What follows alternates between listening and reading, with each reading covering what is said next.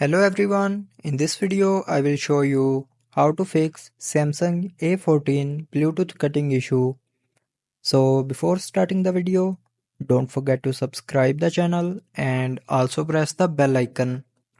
So to fix this issue, first of all, swipe down to open Control Center and then from here restart your mobile. Click on restart and after restarting, open settings.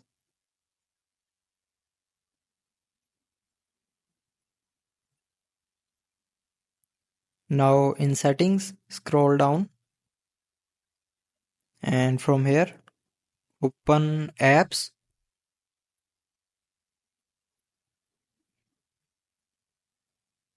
and in apps click on this filter icon and from here turn on show system apps. After that scroll down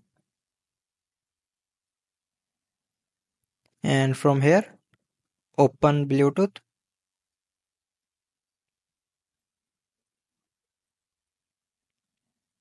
and in Bluetooth go to the storage.